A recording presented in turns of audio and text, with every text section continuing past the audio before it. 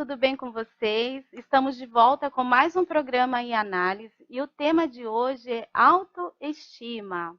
Autoestima, o quanto me sinto capaz para ser ou realizar. Porém, o complexo de inferioridade e a baixa autoestima são motivos frequentes de sofrimento para quem não se reconhece ou não entende o seu valor como pessoa. E hoje o nosso psicanalista Orivaldo estará nos ajudando a entender melhor o que é autoestima. Tudo bem, pastor?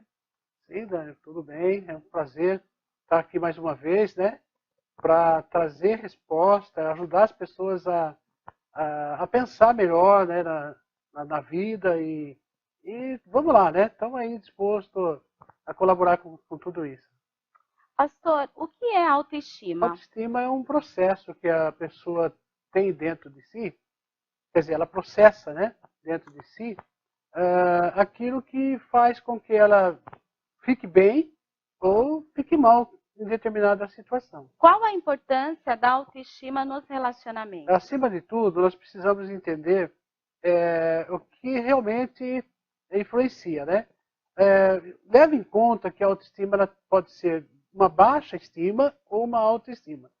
Dependendo do estado que a pessoa se encontra, ela vai influenciar um bom relacionamento ou um péssimo relacionamento. Pastor, e essa questão da autoestima tem a ver que é de dentro para fora, né? Então, a autoestima, ela sofre a influência daquilo que a pessoa pensa a respeito de si mesma. Se ela pensa que ela não é capaz, que ela não consegue fazer determinada coisa, ou então ela se sente muito abaixo da outra pessoa, isso vai trazer um péssimo relacionamento para ela. Agora, se ela tem uma boa impressão de si mesmo, isso vai trazer um bom relacionamento. E isso tem a ver, essa questão da impressão que nós temos de nós mesmos, tem muito a ver com a infância, né, pastor? Com O que certeza. nós carregamos da infância, né? Exatamente. Tudo que nós vivemos na vida adulta tem a influência daquilo que nós vivemos na nossa infância. E quais as características de uma pessoa que tem complexo de inferioridade? Bem colocada essa pergunta. Vamos entender melhor o que é um complexo, né? Complexo é um conjunto de coisas, conjunto são características, né, diferentes que num contexto total vai influenciar alguma coisa na pessoa. No caso do complexo de inferioridade, nós estamos falando de um conjunto de sequências, né, de sequelas que a pessoa tem. Uhum. Uma pessoa com complexo de inferioridade, ela vai ser depressiva, ela vai ter uma baixa autoestima, ela vai ser uma pessoa tímida, muitas vezes, e insegura.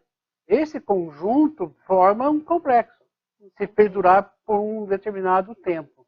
Então, a autoestima, ela é um sintoma do complexo de inferioridade. Sintoma do complexo de algo maior. Agora, existe pessoa que tem uma baixa estima momentânea. Ficou deprimida por um evento, alguma coisa aconteceu, é natural que ela fique com a autoestima baixa. Mas não é um complexo. Então, nós precisamos entender muito bem o que é um complexo e o que é uma autoestima baixa. Uhum. E qual que é a origem do complexo de inferioridade? Qual é a origem disso? Já que a autoestima, ela é um sintoma do complexo de inferioridade.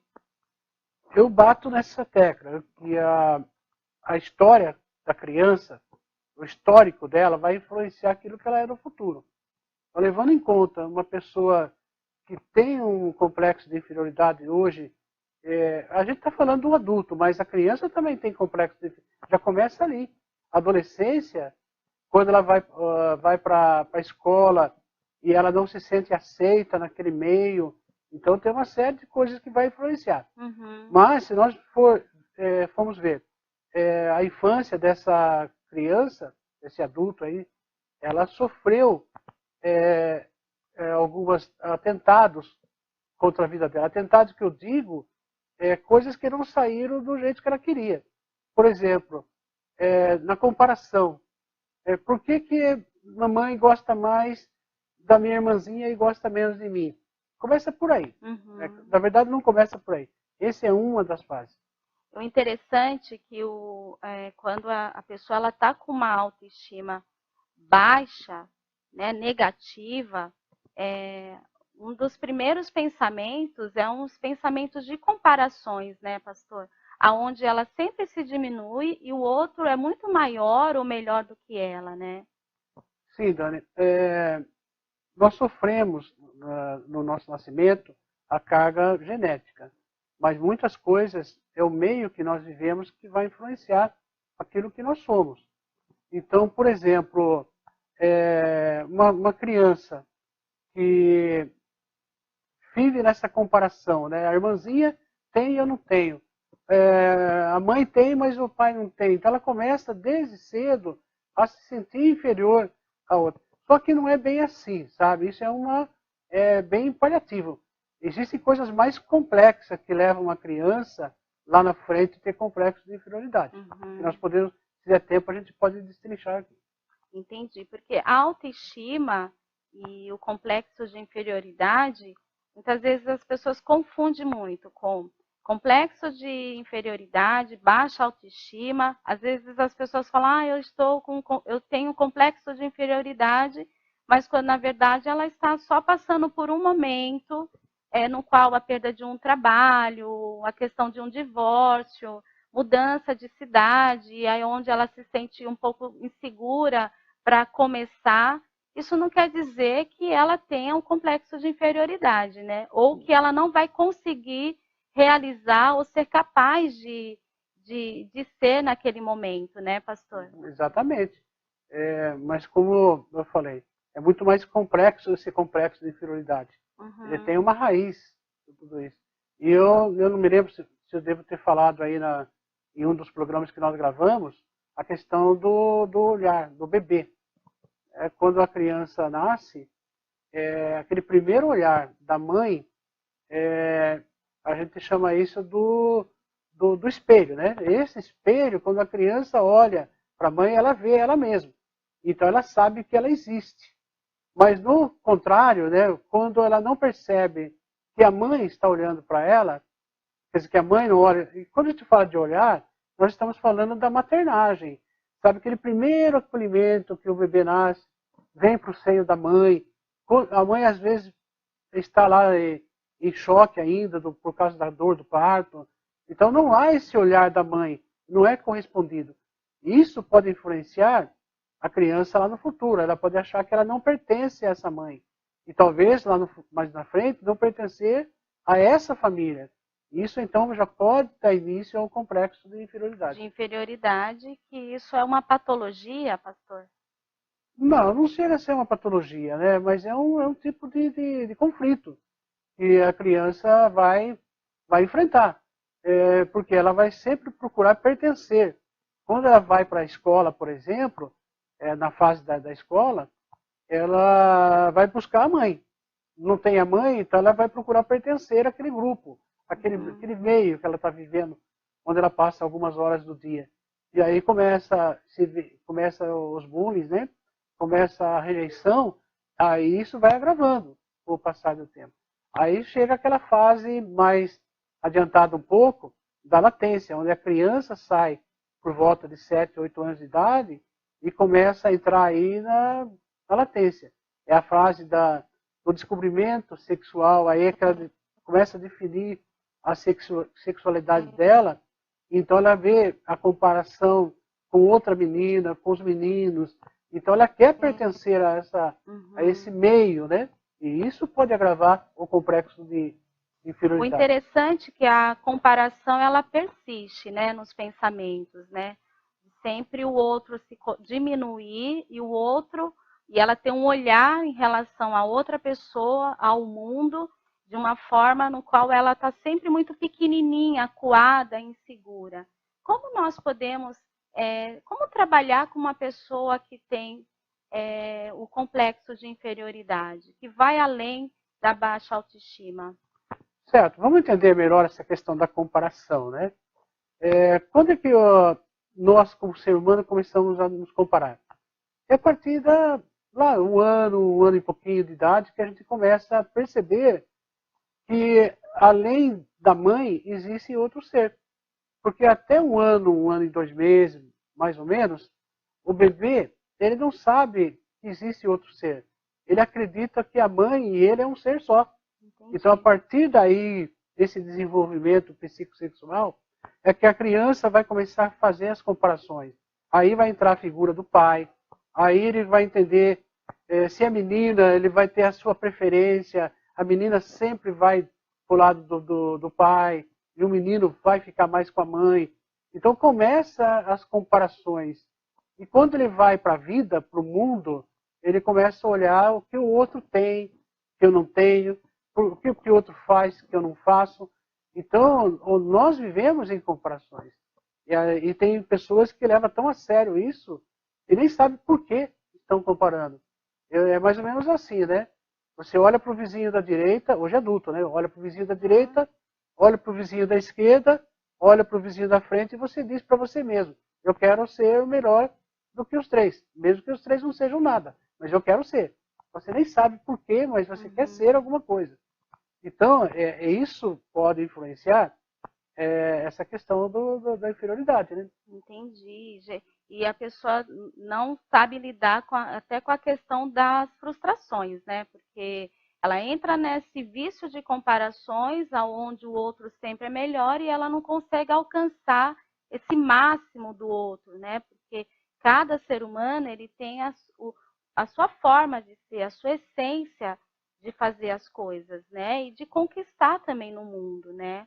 E eu queria agora fazer umas novas perguntas para o senhor, que é em relação às pessoas que têm nos procurado, elas têm feito perguntas, têm deixado sugestões e tem muito a ver com a questão da autoestima.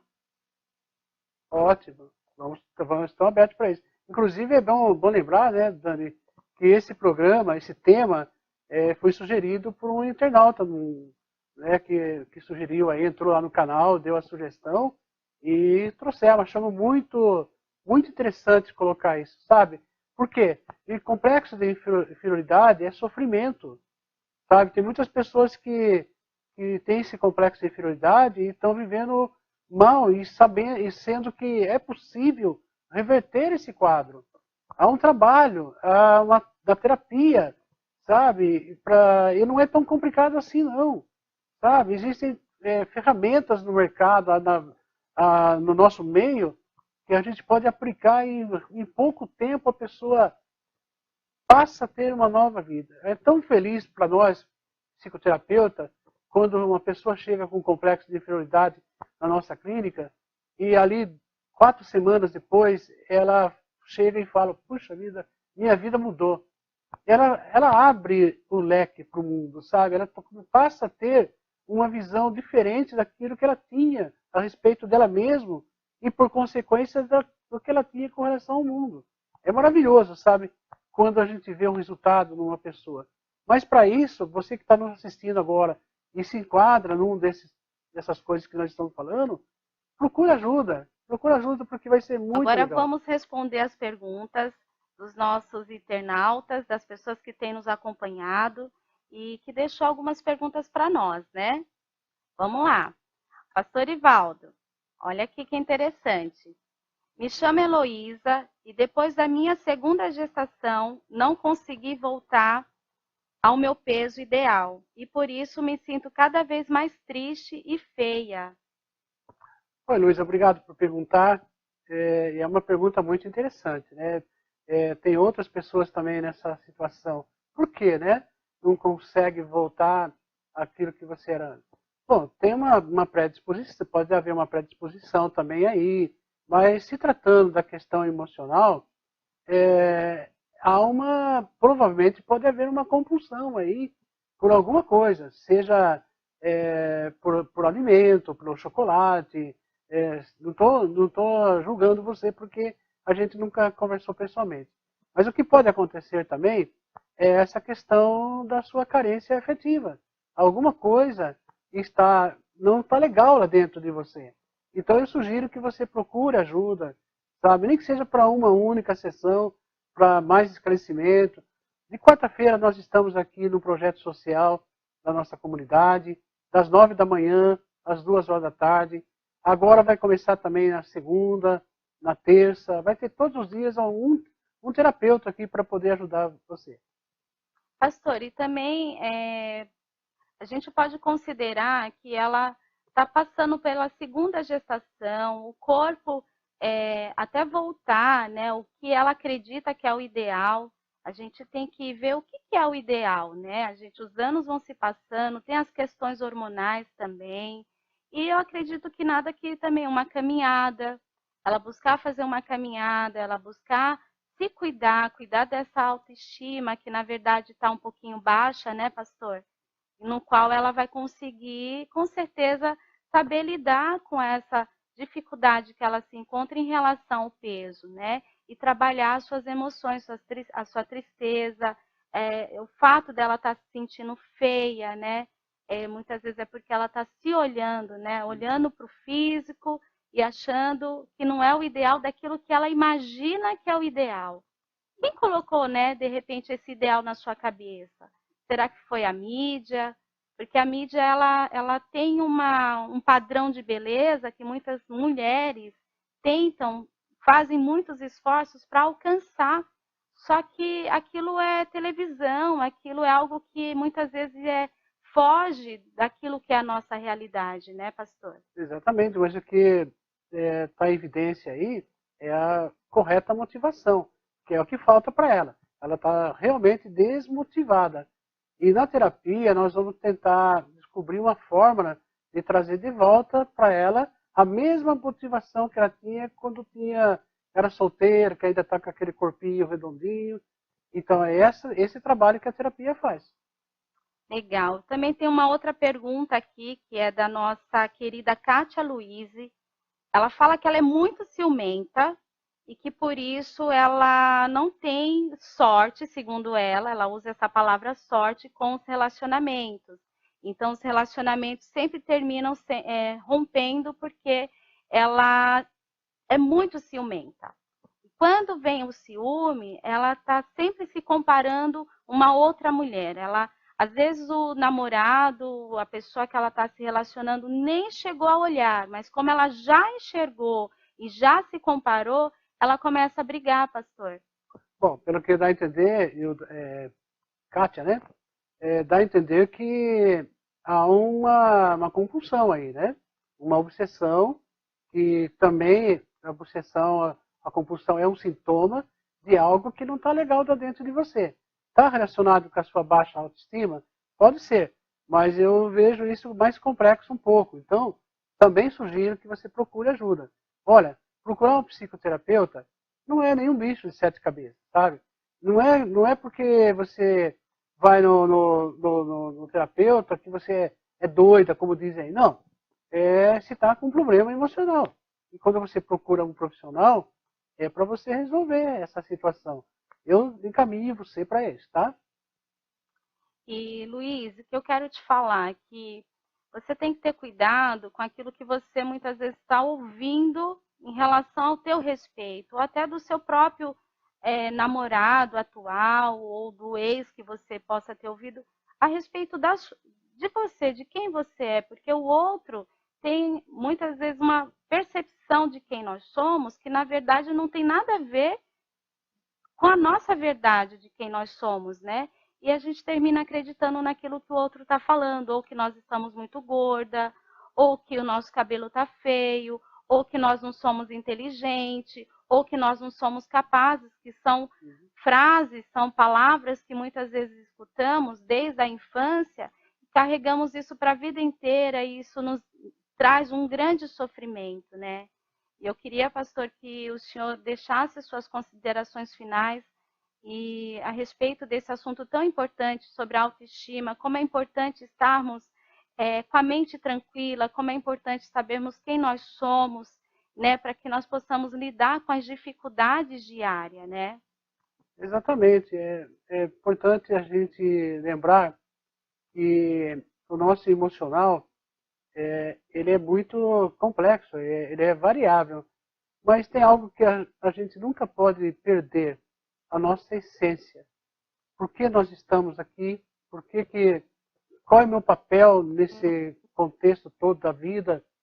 Entender que nós precisamos de algo superior a nós para nos alimentar no nosso emocional. E essa força maior se chama Deus. Né? Não importa a fé que você tenha, mas se você crê que existe Deus, se apega a Ele. É Ele que nos conforta, é Ele que nos consola nos momentos tão difíceis da nossa vida. Mas, mesmo assim, procure ajuda se você se enquadrar nessa questão aí do complexo de inferioridade. Conta com a gente, estamos aqui, tem aí o nosso link aí para vocês entrarem em contato conosco e até mais. E obrigada pela presença, pastor, mais uma vez. Obrigada a você que tem nos acompanhado pelo canal da Rocha Rio Santos.